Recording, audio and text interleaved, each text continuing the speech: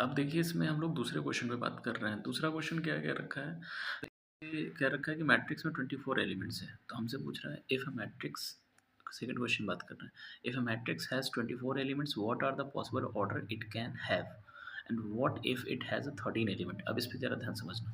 जैसे 24 एलिमेंट है, तो मतलब कहने का मतलब है कि टोटल एलिमेंट जो यहाँ पर 24 है, तो हमें टोटल हमें क्या कितने ऑर्डर हम लोग ऐसे बना सकते हैं, ये पूछ रहा है। तो पहली बात समझना, अगर मेरे पास में एक रो हो और 24 कॉलम्स हों, तब भी मेरे पास में कितने एलिमेंट्स आएंगे, टोटल 24। ठीक, इसी तरह 24 मेरे पास 2 से डिविजिबल हो जाएगा, यानी 2 क्रॉस 12 की तैयार कर सकते हैं, तभी टोटल एलिमेंट कितने बनेंगे, 24। सेकंड वाले के लिए बात कर रहे हैं, सेकंड वाले क्वेश्चन पे। इसी तरीके से हम लोग अगर 3 पे बात करें तो 8 बार, यानी 3 रोज 8 कॉलम्स, तब भी एलिमेंट 24 मिलेंगे। इसी तरीके से अगर मैं बात करूँ तो फिर 4 से भी डिविजिबल है 24, कितनी बार, 6 टाइम 24।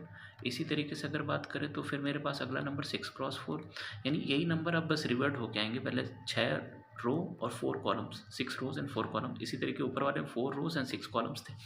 अब यहाँ पर भी टोटल एलिमेंट 24 है। इसी तरीके से आगे बात करें तो मेरे पास में 8 इंटू में 3, 8 क्रॉस 3, तब भी एलिमेंट मेरे पास 24 आ जाएंगे। इसी तरीके से अगर मैं बात करूँ तो 12 क्रॉस 2, मेरे पास में एलिमेंट कितने आ जाएंगे, 24। और नेक्स्ट में अगर बात करें तो 24 क्रॉस 1, दैट मीन्स सभी एलिमेंट मेरे पास में कितने आ जाएंगे, 24। तो अगर काउंटिंग करोगे तो बच्चों यहाँ पर मेरे पास में ये 4 है ना, और नेक्स्ट मेरे पास है 4, दैट मीन्स टोटल मेरे पास में 8 मैट्रिक्स पॉसिबल हो सकती हैं। 8 मैट्रिक्स हम लोग फाइंड आउट कर सकते हैं। तो टोटल पॉसिबल ऑर्डर कितना पूछ रहा है, what are the possible order it can have, the total matrix is 8। Total matrix which is possible, which is possible, वो कितनी हो सकती है हम लोग के पास में, 8। वो मैंने आपको यहाँ पे बताई दिया है। इसी तरीके से उसमें देखिए क्या रखा है, what if it has a 13 element. 13 एक प्राइम नंबर है, मेरी बात समझिएगा।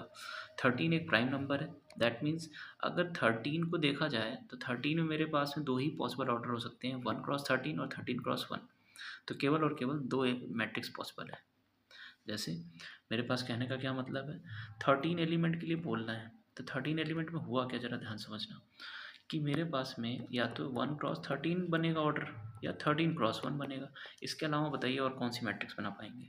तो केवल अगर मैं बात करूँ तो 2 मैट्रिक्स पॉसिबल, 2 मैट्रिसेस पॉसिबल, यही 2 मैट्रिक्स पॉसिबल होंगी। ठीक,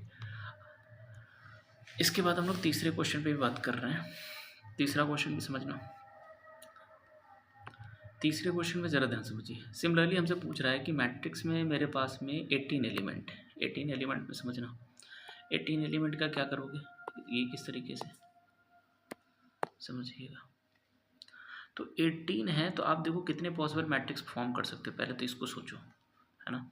तो अगर मेरे पास में 18 मैट्रिक्स हैं, 18 अगर एलिमेंट्स हैं, टोटल नंबर ऑफ एलिमेंट, तो मेरे पास में कितने मैट्रिक्स बनेगी।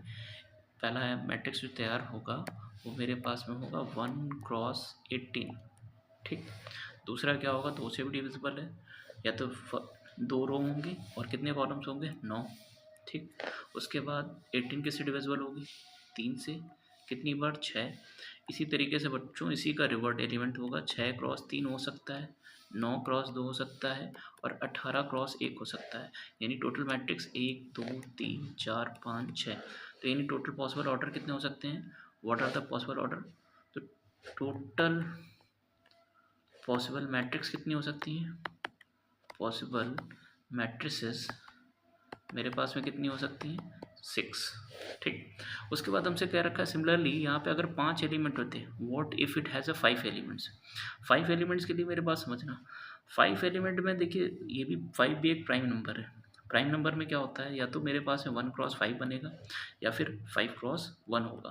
तो यानी कि जब 5 एलिमेंट होंगे तो केवल और केवल 2 मैट्रिसेस पॉसिबल होंगी, 2 मैट्रिसेस पॉसिबल होंगी, ओनली द 2 मैट्रिसेस